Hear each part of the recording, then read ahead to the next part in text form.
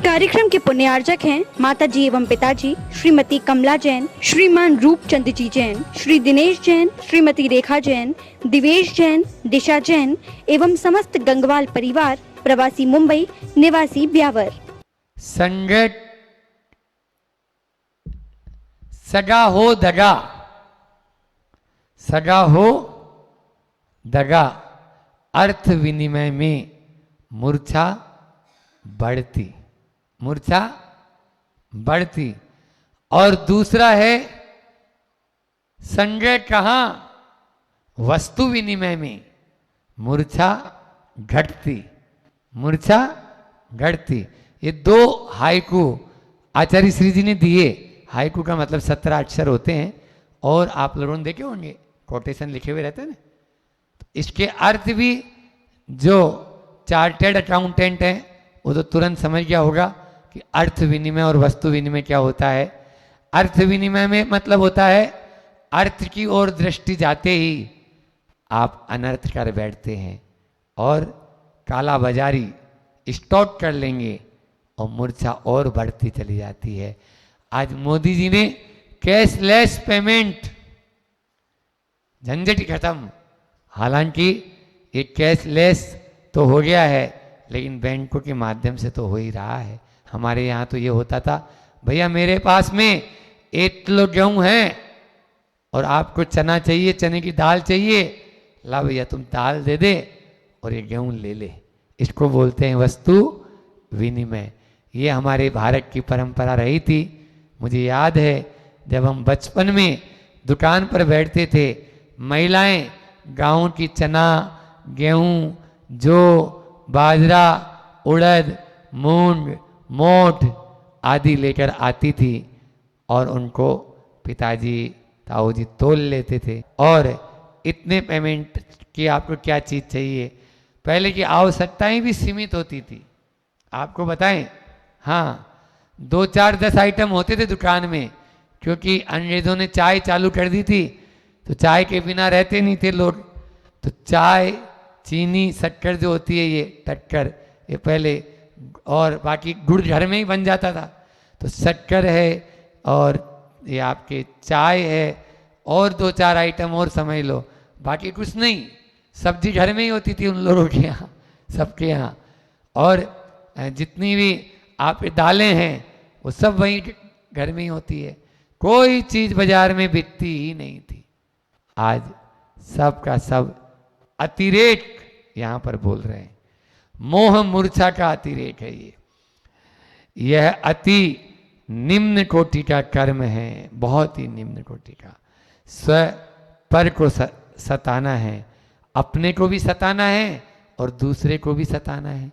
आप यदि मान लीजिए यदि मूर्छा करोगे और लोभ करोगे तो खुद को तो सता ही रहे हैं, दूसरे को भी सता रहे हैं। दोनों परेशान। नीच नरकों में जा जीवन बिताना है। यह निंदे कर्म करके जल्दी ने जड़धी का बुद्धिहीनता का परिचय दिया है। अपने नाम को सार्थक बनाया है। अपने साथ दुर्व्यवहार होने पर भी प्रतिकार नहीं करने का संकल्प लिया है धरती ने।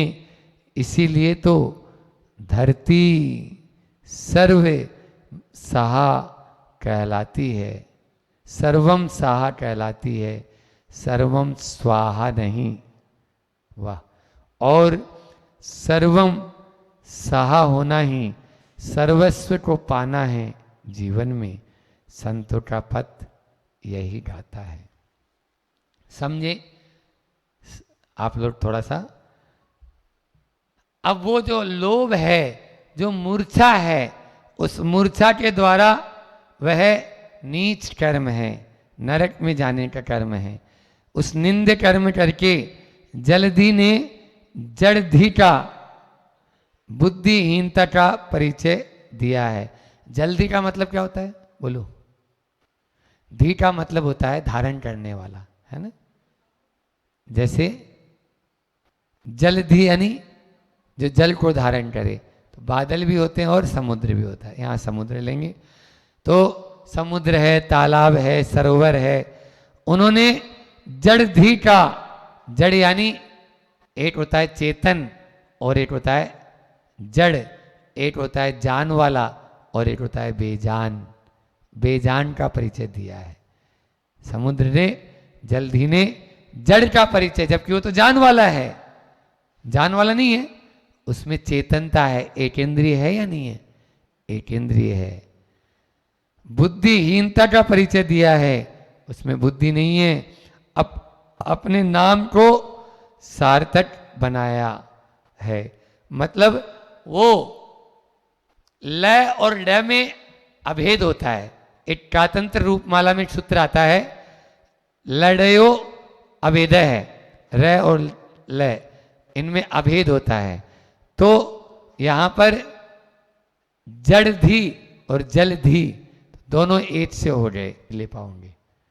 यदि थोड़ा सा कोई यदि आपको कुछ कह दे तो ईंट का जवाब तुरंत हम पत्थर से देंगे, हाँ, और तमंचे का जवाब तोप से देंगे, ये होता है। तो इसलिए आज ये परंपरा घर घर में आ गई। उस माटी से शिक्षा लो, प्रतिकार मत करो, प्रतिक्रिया करोगे तो रिएक्शन होगा, और रिएक्शन आपको कहीं का नहीं रहने देगा। एक्शन तो अच्छा है, रिएक्शन खराब। क्या बोला मैंने? एक्शन करना तो अच्छा है, लेकिन रिएक्शन खराब है। यहां पर प्रतिकार नहीं। और एक अपने यहां जैन धर्म में तो सबसे बड़ी साधना है समता की साधना। क्या बोला? यदि आपने सहन कर लिया, चाहे स्त्री हो, चाहे पुरुष, चाहे संत हो, चाहे निर्गंत हो, और चाहे घर में रहने वाले श्रावक हों, ये सब समता के साथ सहन करेंगे तो निश्चित रूप से मोक्ष मार्ग में आगे बढ़ेंगे।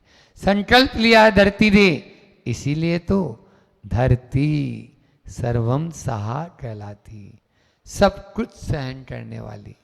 सहने में बहुत बड़ा लाभ है, और कहने में या प्रतिकार करने में बहुत बड़ी हानि। सहने में आपको हमेशा लाभ मिलेगा, और कहने में कुछ नहीं। महाराज जी बहुत बोले जा रहे हैं, बहुत किए जा रहे हैं, अब क्या इतना कब तक सहन करेंगे हम? हाउ, कब तक सहन करेंगे? तो मत करो। जवाब देने के बाद स्थिति वही होगी, खुद भी दुखी और दूसरे को भी दुखी कर देते हैं। इसीलिए तो धरती को सर्वम सहा होना ही सर्वस्व को पाना है। जो जितना ज़्यादा सहेगा वही भगवान पारसनाथ बनेगा। भगवान पारसनाथ ऐसे ही बने क्या? बोलो। 10 भव तक एक तरफा बैर करता गया, सहता गया, सहता गया, सहता गया, लेकिन उसके बाद अति की इति हो गई। बस कमठ भी झुक गया चरणों में, समो शरण में बैठ गया, सम्यक दृष्टि बन गया। उन्हीं के पाद मूल में सम्यक दर्शन हो गया। बोलो, जिनके ऊपर उपसर्ग किया उन्हीं के पास बैठकर उसको समीचीन दृष्टि प्राप्त हो गई। होता ही है, होता ही। आप देख लीजिए घर परिवार में भी आप यदि सहन करते चले जाएंगे तो एक न एक दिन सामने वाला आपके चरणों में आकर नतमस्तक हो जाएगा। इस कार्यक्रम के पुण्यार्चक थे माता जी एवं पिताजी श्रीमती कमला जैन, श्रीमान रूपचंद जी जैन, श्री दिनेश जैन, श्रीमती रेखा जैन, दिवेश जैन, दिशा जैन एवं समस्त गंगवाल परिवार, प्रवासी मुंबई, निवासी ब्यावर।